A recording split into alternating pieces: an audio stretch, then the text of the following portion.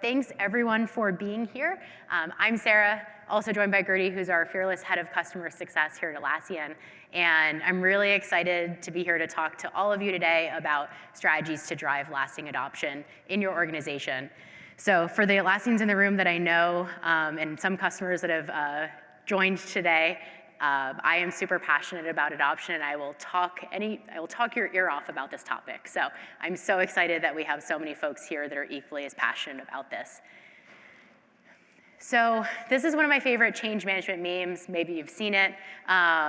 How many times have you found yourself in this scenario where your organization doesn't believe they need to invest in change management until it's far too late? Quick show of hands. I see 2 hands over there. Wow, so many people. Or maybe you've been the unlucky one to inherit a failed change project where adoption wasn't successful. Anyone in that territory? Oh, we've got lots of hands. All right, so we all know that adoption is super important for overall success, but a lot of the times our organizations don't. So why are we here today?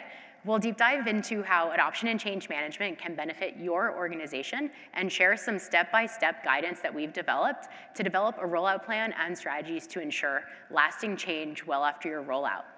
And so one thing here, I think all of you are probably also really focused on the technical side of change. And you're probably really excited about all the awesome tech stuff you've heard this week here at Team. And I want to put that aside for a minute. I'm not going to talk about anything technical today, except until the very, very end when I'll mostly talk about Excel. But we're only going to talk about the people side of change today. And so hopefully that's refreshing after hearing so much technical stuff all week. So what is adoption and change management? How many of you are change practitioners? Just quick show of hands. All right, wow, a lot more people than I thought. So this might be a little bit of a repeat for you, but adoption and change management is a practice and a framework that equips your organization with a set of tools and frameworks to really drive change, any type of change. Everything I'll talk about today is really Atlassian agnostic. You can apply this to any sort of change, but obviously we want you to apply this framework for Atlassian tools and adoption. And so this framework is all about understanding why the change is happening, helping folks stay engaged during this period of change, creating time and resources to really help people move through change, and obviously adopt changes in an efficient way. So outside of the theory, what does this actually mean? I think about it as a change equation, where it doesn't matter if you have the best technology in the world, aka Atlassian products.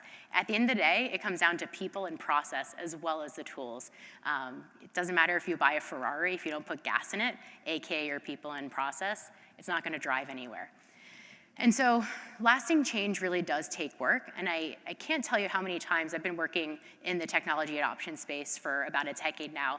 I see so many large organizations invest so much in tooling, and they think it's going to solve all their problems, and then they flip the switch and they turn it on, and they don't see that ROI. They don't see that change happen because at the end of the day, they've missed that people have to make the change, and we have to really understand that human element. So if there's one visual that you all walk away following the session, it's Swiss cheese. We use change management to avoid a Swiss cheese future state. With change management, we're able to chart a successful path from current state, during transition state, to our desired future state. Now, without change management, the results will be rocky at best, and it can result in a future state with uneven adoption, aka Swiss cheese. This is because organizational results are the collective result of individual change. If you think about you have 100,000 people in your organization, or 1,000 people, or 100 people, every single human has to wake up and commit to changing the way they work, whether it's with Jira, Confluence, JSM, or other tools. And so if we aren't able to plan for adoption and change, we risk really having that rocky transition phase state, and then that rocky future state where you have holes of adoption. Maybe it's the finance team hasn't adopted, or the legal team, or maybe you have laggards across departments. And so it's really important to help individuals move through change so that you can really have the benefits at the organization level. Now, what does the research say? So ProSci is a great source of research around adoption and change management in the industry. And we all know, so many of you are change practitioners in the room, we know that adoption and change management requires a lot of support and buy-in, and it really does contribute a ton of success to the project, right? But we know that organizations are not investing enough in adoption and change management. So much so that when ProSci surveyed thousands of organizations, they're actually spending less than 3% on adoption and change management, even though it can impact up to 70% of project success. So now I'm going to hand it over to Gertie, who's going to share with us a few examples of where our customers had a really good plan or maybe no plan at all when it comes to change management. Thank you, Sarah. All right, bet you all thought I was just going to stand up there in the shadows, didn't you? Sarah doesn't have to do all the work. So I'm going to talk to you about first what happens when you don't have change management. And I think quite a few of us have already been through this, right? Where if you don't have a plan and then you roll something out, there's a lot of chaos and confusion, you have overwhelmed teams, and then the end result is you have very low adoption rates for what you just rolled out. And this can sometimes even lead to some costly rollouts. So let me tell you a little story that I have here. Not going to name any names, but worked with a particular customer that had a very large migration to cloud. And in fact, so large that they broke it down into 7 phases. And they were going to move over the teams over in those 7 phases. When the CSM reached out to this particular customer and asked them, hey, what are you doing about change management? They said, we got this, we're good. Okay, we stayed in the background and we watched what was going on. And so what ended up happening is they were moving users over into the cloud, and those users were overwhelmed. They didn't know what they were doing. They didn't know how to use the tool, and they felt like they were on Cloud Island. Their term, not ours. By the time the 3rd phase or the 3rd group of users went over, nobody was using the product. So the project team had to stop the project and talk to the users and say, what's going on here? And that's when they bubbled up all their complaints, like, we don't know what we're doing, we don't like this tool, we don't want to use it anymore. And so then they reached back out to the CSM and said, okay, I think we need your help.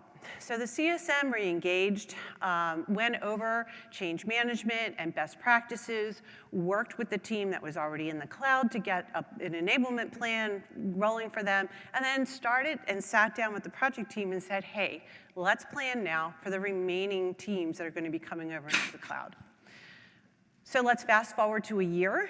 This company did actually finally migrate to the cloud after about a 6-month delay, but they made it there. Everybody is adopting, and they're happily in the cloud today.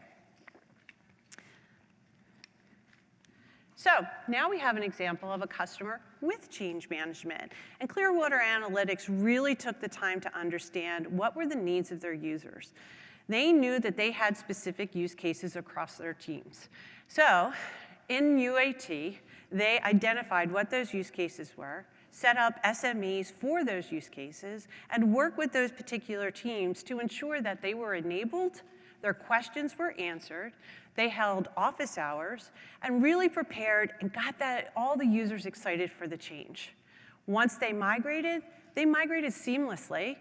Yeah, I'm sure there were a few issues here and there. Nothing ever happens 100%. But overall, the end users were extremely happy with the migration to the cloud, and all of their questions were answered, and they felt as though they were very supported throughout the process. So it's one thing to say that you want to care about change management and adoption, but what do you actually do about change management and adoption? And that's where I think a lot of people falter. They may not have the tools, or they may not know exactly what they want to do. So what we're going to do is we're going to walk you through what we learned and what we've built here, and we're going to continue this conversation through the lens of cloud migration. Okay, so I think we all know this. Change comes in all shapes and sizes. One of the biggest change I think we're all aware of right now with server end of life coming. Cloud transformation is one of the major things that we're seeing out in the industry-wide, not even just in Atlassian. And so this is a big area where you now know that you have an end of life coming, you have to make a plan, and you have to migrate. But there's other changes that are going on out there as well. You have geographical expansions. You might be having a rapid growth. You have a lot of mergers and acquisitions. You maybe even a new product launch. The toolkit that we're going to walk through with you today can be applied to some of those, but it is really focused on cloud adoption, but there's really some good points and structure here that I think can be used across many different changes. So you're probably like, wow, that's a rollout plan, man. That's pretty big. So we built this after working with many customers. We observed a lot, we listened a lot, and it was through that we decided, okay, I think we really need to put something together so that we can give this out to our customers so that they have something they can use. So we built this toolkit out here. We're gonna dig into each step, and you may find that, hey, this order doesn't work for you, or I don't know about this particular step, this doesn't seem to fit our need, and that's fine. We built this out as a customizable toolkit for you so that you can use what works for you and how it resonates with your organization. So step one, and this one sounds so simple, set your vision, and you're like, yeah, no duh, right? But you'd be surprised if you are going out to have a major change across your organization, and you don't define and set your vision, that you might already from day one be setting yourself up for failure. It's really important for everyone to understand and for it to be documented. What are you trying to achieve? Why? That's a big question. Why? Especially your users. They don't like change, right? Why are we doing this? What's in it for them? Who's going to be impacted, and how are they going to be impacted? One helpful exercise that we also found in this was, this is a really good point in time to sit down and take an inventory of all your software and your applications and put a definition as to why those are there, and then from there, identify which will be going over with the migration, which may not, and at least it starts the stepping stone of documenting and building out the why of the change. Okay, define success. What does success look like for you? It's really important to make sure that you're setting up metrics. We have 3 recommended metrics here. You may find more. The important thing is to make sure that it resonates with you and your organization. CSAT comes to mind. Are the users happy? Do they like it? Is it meeting their needs? Active usage. So you might have really high CSAT, but guess what? You only have 5% of your users using the tool. And that's really important to uncover, because what happened to those other 95%, and what do you do with that? And then ROI. We all have to report up to the CEO, and let's prove the value of what this project was all about. Were you able to have any savings out of this? Did you have time savings? What can you measure that matters when you're rolling this out so that your leadership understands what the value was for this project? Okay, time to assemble the team. Yeah, you're probably thinking, I already have a team. It's the project team, it's the IT team, it's the technical people. But there's more to it than just the technical component. Yes, they're very important. Not going to take that away from them. But it's really important that you have a good, diverse team. And I would say 100%, number one, get an executive sponsor. Make sure you have someone on the upper levels of management that 1,000% support what you're doing. It's really important. And use that executive sponsor a lot. Make sure that they're communicating out company-wide, that they're showing how excited they are about this change. Because what they're going to do is they're going to get the attention of the naysayers, and the naysayers will be like, oh, okay, Vice President so-and-so is saying this, so all right, I might have to do this after all. It's going to help. It really will. Now, you may say, wow, well, those execs are really busy. One of the things that I suggest is build out templates for them. All right, here, send this communication out on this time. Send this communication out on this time. That way you're preparing them and you're helping them build out that message. So we mentioned technical SMEs, really important, but it's really important to pair them with the business SMEs. Does the technical and the business fit together? They're really well known for the business processes, the workflows. You want to make sure that they fit together, that whatever they set up technically flows exactly how they need it for the business. Those two should be partnered together and really work closely. And then overall, a project owner. This project owner could be an admin, could be a PM, could be anyone, but that person is the glue that's going to drive this change forward. And now I'm going to hand it back to Sarah, and she's going to talk about scoping the rollout. Awesome. Thanks, Gertie. So scoping the rollout is really critical. If any of you are planning your migration from data center or server to cloud right now, you might have a plan when it comes to your technical migration in terms of how are you moving users, physically moving data, what does that look like? Again, ignore that for a minute. I'm just gonna talk about how you can actually plan from the people side. And you might find that you may do a lift and shift where you actually migrate all the data at once, but you might want to do a phased rollout from a people perspective. And so keep in mind, it might work for you to do both the same pattern, but I'm going to talk a little bit about the people patterns today. So your first option is to do a phased rollout. And so this means that you're actually going to be thoughtful around what departments you're going to go to or teams to go to, in what order. A phased rollout has pros in the approach where you can actually test it out first, start with a few departments that might be natural early adopters, and then have the opportunity to course correct if things don't go quite as how you would expect. Versus a big bang rollout is it's big. And it's not just flipping a switch. You really have to have a really well-coordinated training and communications plan, which we'll talk about in a minute. This can generate a lot of excitement, especially when it's paired with an organizational transformation initiative like ways of working, digital transformation, or a tops-down mandate. But the risk is that it's all at once and it's big, and if it doesn't land well, it's gonna be a lot more expensive for you to have to retrain, re-roll out, et cetera. So the next step is actually to identify key use cases. And as I mentioned before, think about your change equation. It's not just about the tools, it's about the people and the process. And so identifying what those key challenges are for each department that you're rolling out to, or organization-wide challenges, is really important. You wanna make sure that when you can articulate the what's in it for me and why are we doing this change, that your end users actually understand how it's going to impact their day-to-day and how they can use these tools to make their day-to-day easier, better, work faster, make more money, whatever their why is. And so it's really important to ask yourself, how will the teams be using these tools, especially if you are moving to cloud? Using this as an opportunity to actually revisit current use cases, and there may be a difference in way of working on cloud, like you might use an app to accomplish a specific task on server or data center. And you may have that native functionality in cloud. And so even if you feel like you already have a good use case list and you have a handle on these, I definitely encourage you to revisit these, because going to cloud is also an opportunity to start fresh in some cases and actually kind of undo some of the sins of the past, or untangle your spaghetti Jira if you have a challenging governance model or too many custom fields. I see a lot of head nods here. And so I definitely recommend using a move to cloud as an opportunity to untangle some of that and really understand, are there new use cases I want to use to drive consistency and ways of working across the organization. And so to that point, your next step is to build your training and support plan. And so if you go back to those use cases by department, you can actually start to build a custom training plan. The finance team might use Jira and Confluence differently than your engineering team.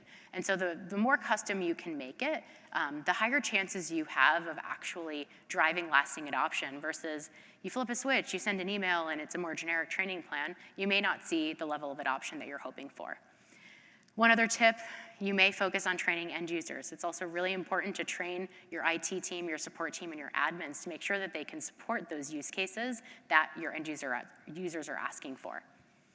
And so there's lots of different types of training. You obviously have on-demand training and in-person training, but I also encourage you to think about some more non-traditional training models like lunch and learns or office hours that are more casual. One great example is if you do a phased rollout and you have an early pilot team that has had a ton of success using Jira or Confluence, you can actually have them host kind of a demo day or a lunch and learn where they can actually demo how are they setting up their projects, how are they collaborating across their team, so other folks can get excited about how their teammates are actually being successful. I think if you see a team suddenly being really successful, you're gonna be like, hey, how do I get in on that? How do I use that? And so that's another great way, kind of grassroots, to train folks. Now, I definitely recommend checking out Atlassian University and checking out their booth on the floor while we have a few more hours left. We have lots of on-demand and in-person and instructor-led training, ranging from basic end-user training all the way through more advanced certifications for admins. Now, one app that you may not have heard of that you may not have heard of yet is training for Jira, and this is available in the Atlassian Marketplace and also built by the Atlassian University team. And this is really interesting because it actually plugs in directly to Jira and allows you to upload custom training. And so I know a lot of organizations have specific governance models and rules where they struggle communicating those to their end users. And so this is a really interesting way to actually upload that custom training. The end users can complete that in Jira itself, and you can even track who's taken the training.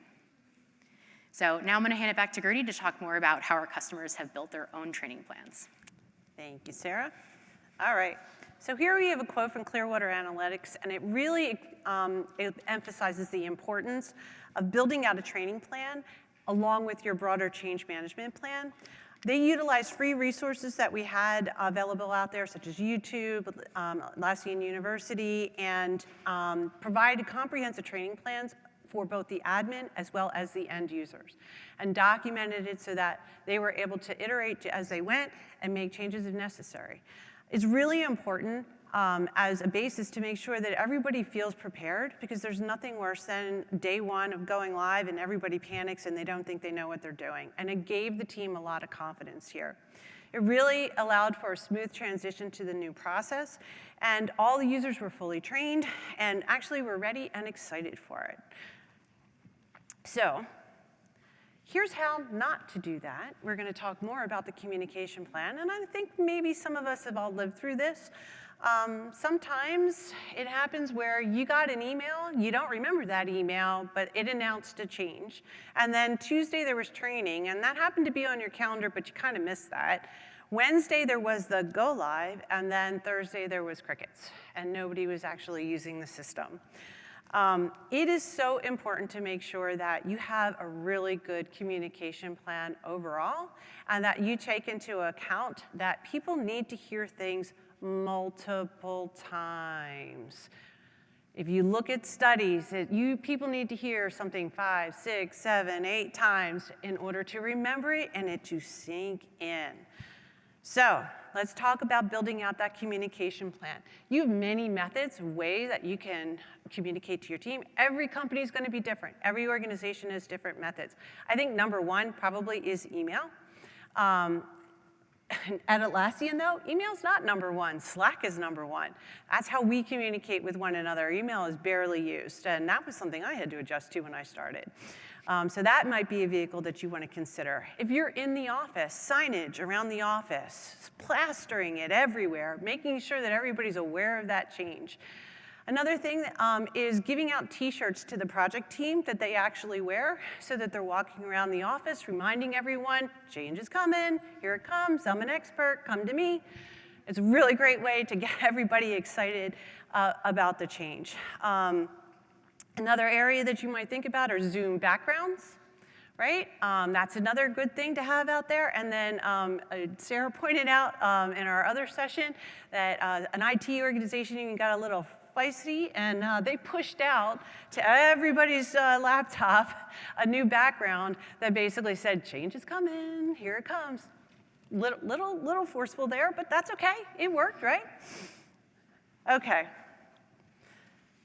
So one thing that we did, recognizing that email is really big for everyone, in this toolkit that we have out there, we build out some modifiable templates for you so that you can take a look at how we build out communications. You can modify it for your organization. And I think that plagiarism is a really great form of flattery. So please, plagiarize away, okay? Okay, I love this slide, because I'm a Trekkie, and I see managing resistance, and I immediately think of the Borg here. Resistance is futile. Okay, we don't want to assimilate everyone in that aggressive way, but we do want to assimilate them, right? And we want to do it in a positive way. We want everybody to be excited about the change. But the one key thing that you need to do, you need to anticipate there's going to be resistance. There's going to be people that are like, hell no, man, I don't want to do that. This is going to be really hard. I just like doing things the way that I've always done it. You know you're going to have the resistance. Plan for it. Help them. Build out office hours so that you can get those people to join the office hours, and then they can listen in and hear what other people are asking questions for. Build out teams of people to support in their areas to make sure. The important thing is to make sure that early on, when we documented our vision and our why, right, that we're constantly repeating the same messaging throughout this whole project timeline. And step 8, now you have to build out your champion network. And you're thinking, I have a project team, what's a champion network? Well, your champion network is going to be your cheerleader squad. They're going to be there, and they're going to be out there in their teams, and they're going to be saying, this change is awesome, we want to do this, let's go to the cloud. And most importantly, this team of people are going to be your trainers. Make sure that you invest in them and train them up, and then have them with the train the trainer approach out there and work with their teams. Because then they can take the training and then work it into how that team does their work. When you build out a network of champions, it's really important that you support that network. So make sure that you're hosting office hours just specifically to them. They're going to come back to you with feedback. Hey, you know what? This particular thing isn't really working. Can you help me rework this or reframe the messaging so I can get this across better? When you support them, they're going to support you 1,000%. And then lastly, reward them. Don't forget that they have been a really important part of your migration and your project. Give them a trophy. People love trophies. I love trophies. Give them a trophy. Make a big deal out of it. Send an email to their manager. Make sure that everybody knows that they were a champion and they were a core part of the overall project. Now, when we talk about champions, we have a quote here from Kaplan, and Kaplan is really unique in that they build out a company user group. And it's pretty interesting because they use this company user group for a good way to get feedback and alignment on what's going on, and having a cool understanding of, all right, I'm getting a lot of questions about this. I think I need to set up some workshops. So they constantly have this community of champions running, even after the project. So they're constantly getting feedback, and they're understanding like, oh, okay, this is a weakness. Let's go ahead and set up some workshops for people to come attend, and then we can help beef up in that knowledge area. They found it very, very successful, and they absolutely love doing it and keep it going well past their migration. And here we are. It's day now. It's time. We're going to ship it. Oh, my God. Our job is done. We're all done, right? Sarah, are we all done? Absolutely not. All right. Well, now Sarah's going to take us here with driving lasting change. Thank you. Yeah, sorry to be the bearer of bad news, but actually you've done all this work and your job has really just started. The journey really begins after you roll out the change. And so in order to drive lasting change, you really need to stay invested and engaged after launch. I see a lot of organizations, they flip the switch, they send the email, they do the training, and then they move on to the next change project. And they really don't hold themselves accountable to know whether or not the change actually stuck. So your next step is really to be real with yourself. Those success metrics that you identified early on, you have to make sure that you're going back monthly or at least quarterly on really figuring out, were we successful? Are we getting that ROI? Are we seeing that adoption? Are there successes in one department that can be highlighted and shared to really keep up the momentum? And what are you hearing from your teams? What do you need to be doing to support them better? Another sign that you're onto the right track is if teams are coming to you asking for more. They want more features, they want more training, they want add-ons, they want additional products. That's a really good sign that the change is going well. Also, they might be asking you to help them solve for new use cases, and that's another great sign. So how do you actually measure ROI? How do you actually track adoption? An easy way is to just survey your end users. Get the on-the-ground feedback in terms of how satisfied are they with the tools? Are there use cases that we haven't necessarily considered? Also, you can actually monitor adoption in cloud using the admin hub. So that's the final little technical piece that I'll get to in a minute. And so surveying your end users is one piece of the puzzle, and it can be a really great way to get that ground truth, as well as talking to your champions to understand what they're observing as well. So now we're going to head into a few demos to talk through how you can leverage some of the features in our admin hub in cloud to monitor and measure adoption in your organization. So one feature that's available within Atlassian Access, you can see built-in product insights. It's called Organization Insights, and it's under the Security tab today, under Insights. These include key adoption metrics like active users by instance or by product, and you can actually see and monitor those trends. And so it's a helpful first step to see that you're on the right track. Once you go live, if you see a sudden drop, you might be in trouble. Now, getting a little bit more advanced, within the users or directory page on Admin Hub, you can export your user list to CSV. And here you can actually see who's logged in recently. You can see last access, and you can see never accessed in that same column. And so this starts to get really powerful, especially, let's say, a month after your rollout. You can see who's never logged in. Now, there are some executives that might never log in, and so okay, you may not get them using Jira on day one, but for parts of your organization who you really think should be using Jira or Confluence, seeing that never access list, sure, you could go email their manager and try it that way, but I definitely recommend taking that list and at least doing some comms again, saying, hey, you might have missed this. Here's some onboarding materials, or how about we do another training? So the next step is a little bit more advanced, but if you like Excel, if you know how to do VLOOKUPs and pivot tables, this isn't that hard. You can export the user export or the audit logs, and you can map that to your downstream department level data. So if that's mastered in Workday, for example, so if your email list and you have your list of departments, bring them together, and suddenly you can actually build a view of adoption by department of who are your inactive users, who are your active users, and start to spot patterns in terms of who are those laggards. Now, here I can see most of my engineering organization, they're doing pretty well, but finance and legal, they are barely using Jira and Confluence. And so now I know I probably need to find an executive sponsor in each of those departments, have them reinforce the change, maybe do some targeted training based on their use cases as well. Now you can also start to identify champions. We talked a lot about building that champions community, but how do you find them?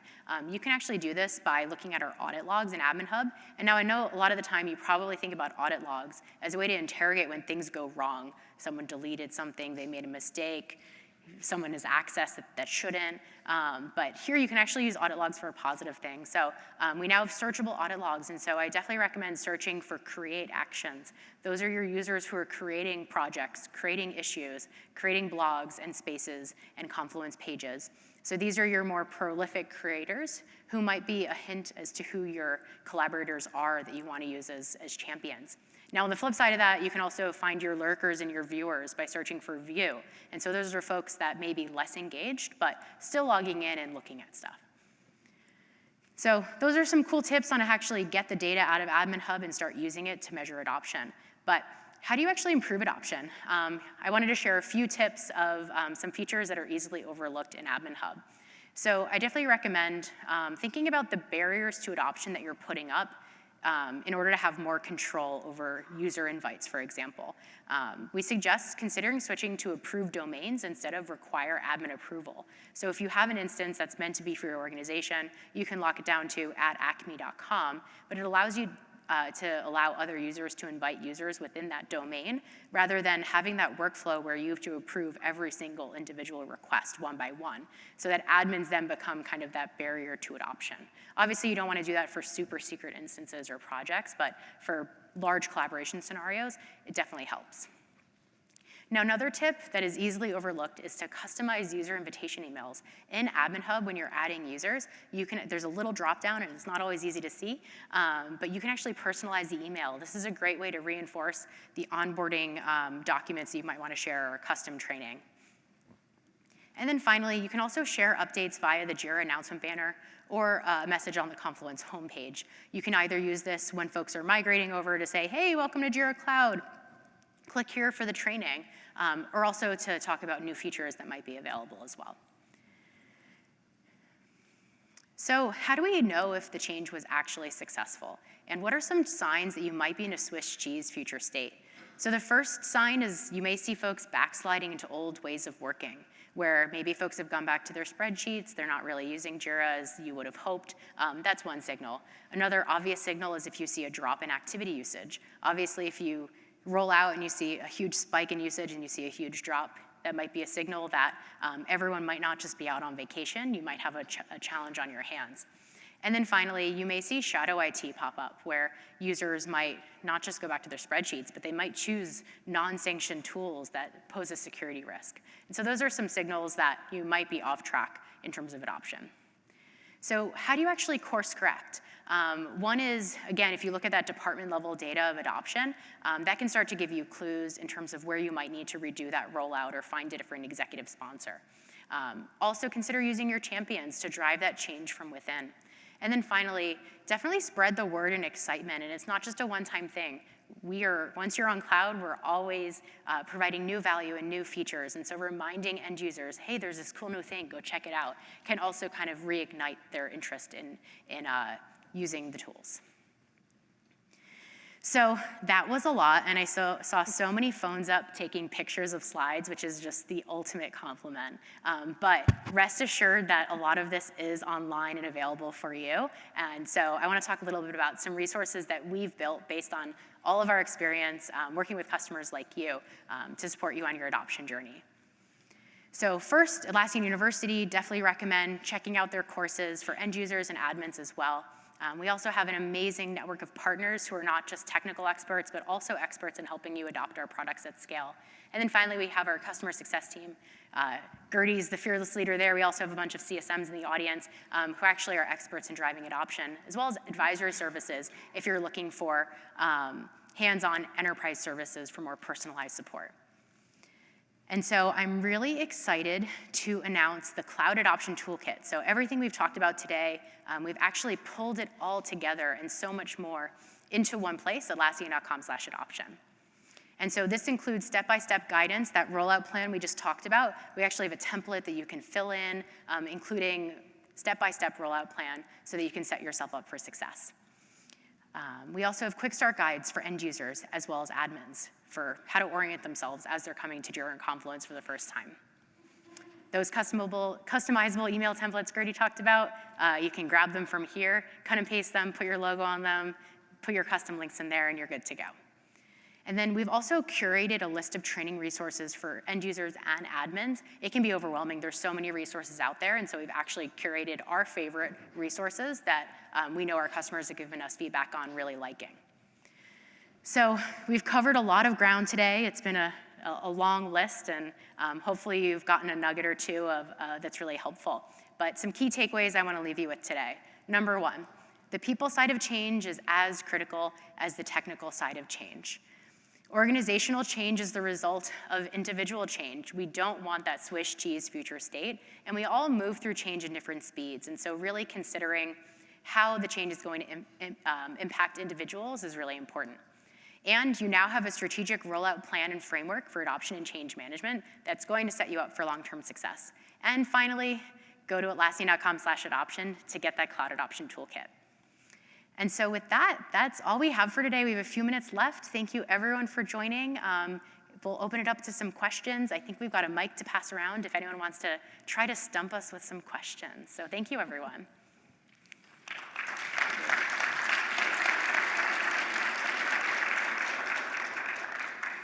Hi, I have one question on some of the native communication features, like you mentioned the banner in Jira. I think it's really exciting to be able to communicate to users in the tools they're already using. Are there other examples of that are native communication features like that banner across products? Yeah, so we have the ability to set a message in the Confluence homepage as well. So that is one option for you.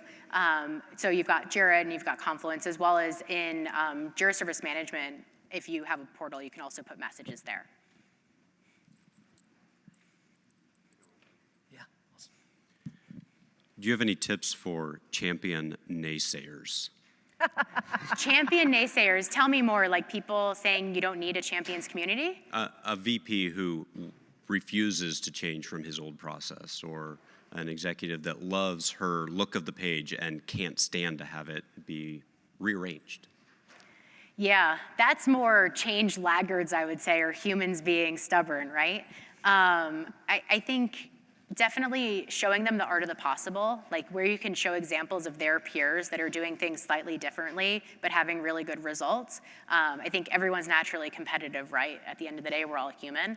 And so being able to, if you have another exec that's one of their peers or even above them, where they're doing things the way you want them to do them, being able to show that as an example, I think is one tip. I think another tip is like, help them feel your pain. If something is so manual and really dragging you from being able to even migrate to cloud, for example, kind of showcasing that pain or how much time or money it's costing you to keep that customization going for them is another way.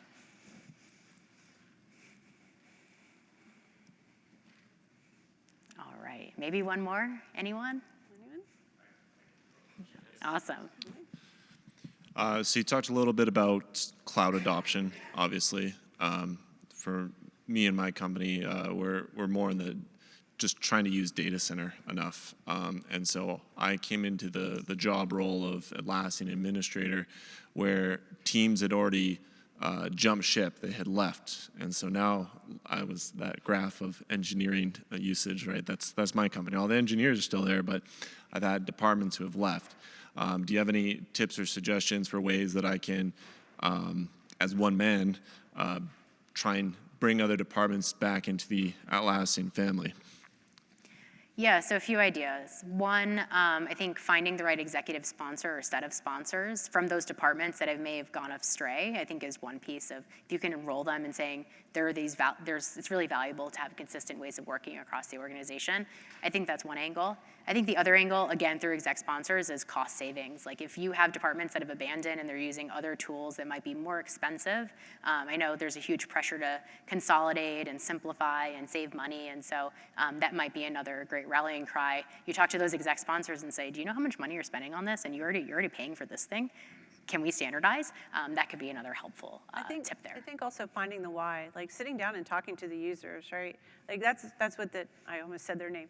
That's what that other company did. Like they sat down and actually interviewed, like, why aren't you using it? Why do you want to go back to server? And having that conversation, because then they understood what the fear was, and they were able to build a communication plan and show them, it's the fear of the unknown. People don't like it, right? Nobody likes to change, right? I don't like to change either, but helping them get through that fear of the unknown and enabling them, honestly, it was that for that particular customer, and it really helped a lot.